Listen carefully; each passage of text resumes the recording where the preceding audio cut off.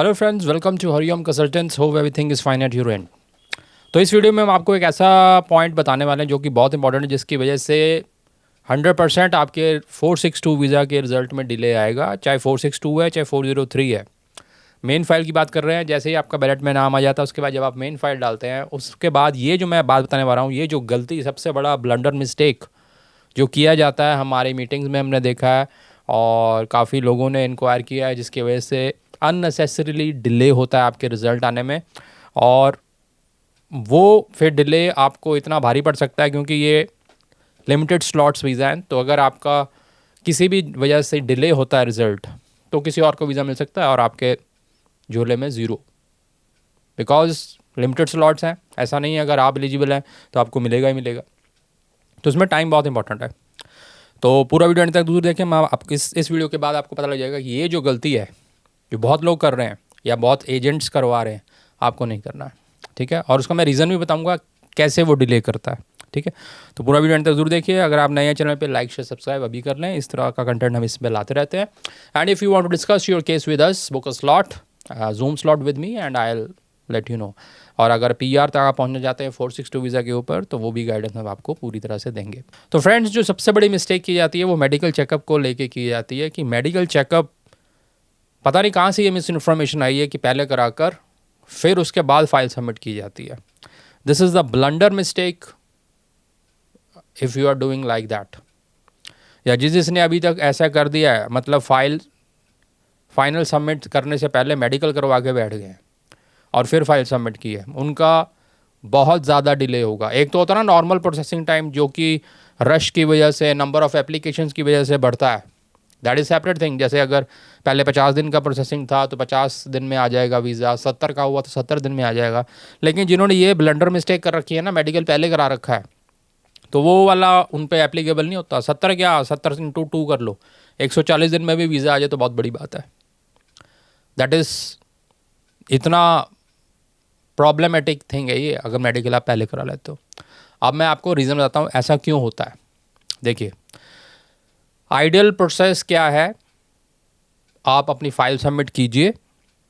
File जब submit करेंगे, अपने आप वहाँ से हैप आईडी जनरेट होगा। हैप आईडी क्या है? एक कोड जनरेट होता है जो कि बताता है कि ये जो आप मेडिकल करवाने वाले हैं किस वीज़ा के लिए है, कौन कौन से टेस्ट होने हैं। और वो जब आप फाइल सबमिट करते हो तो उसके साथ रिलेट होके हैप आईडी जनरेट होता है। फिर उस हैप आईडी के ऊपर आपने मेडिकल करवाना होता है, राइट।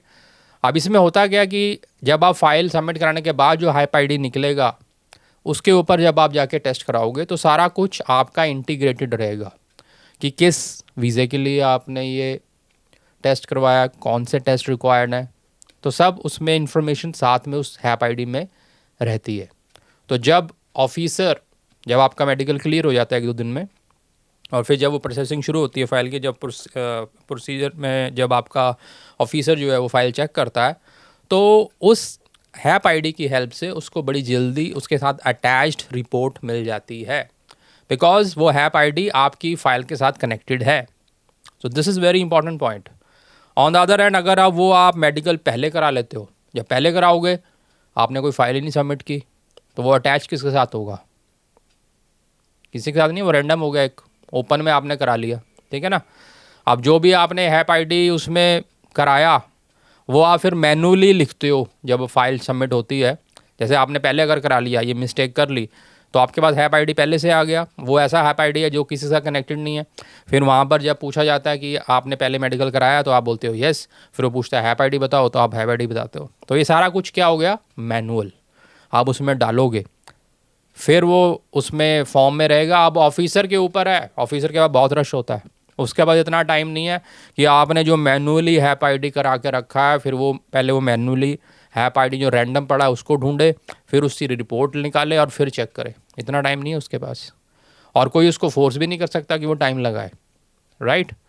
तो वो क्या करेगा? जिसका हैप आईडी लिंक्ड ही नहीं है उसको कर देगा साइड पे, भाई अगला बच्चा लगाएं जिसका सब कनेक्टेड है। ये होता है, दिस इज़ द रियलिटी। तो अब आपकी फ़ाइल बिल्कुल साइड में लग गई। अब that is totally your share luck कि अगर कोई ऑफिसर उठा के उसको देख लेता है, फिर अपनी मेहनत से सर्च करता है कि ये हैप आईडी किसके साथ लिंक्ड है और फिर क्या रिपोर्ट आई है, फिर वो आगे प्रोसेसिंग होगी, नहीं तो तब तक आपका अंडर प्रोसेस रहेगा। ये हमने केस देखे हुए हैं पिछले 2 साल में, ऐसा हुआ है।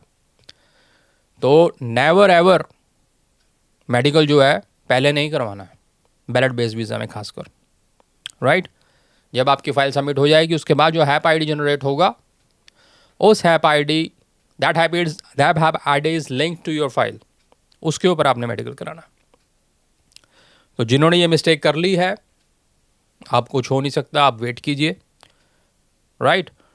और आने वाले जो एस्पायरेंट्स हैं, बिकॉज ये वीज़ा तो अब चलेगा आगे तक, राइट, हर साल आएगा, तो आप ऐसे बहुत सारी चीज़ें हैं, ये मैंने आपको एक पॉइंट बताया है। तो आप ऐसे ही रैंडमली खुद फाइल ना लगाएं या किसी एक दूसरे से कहा पूछ के ये वो करके अपना अपॉर्चुनिटी को बर्बाद मत करें।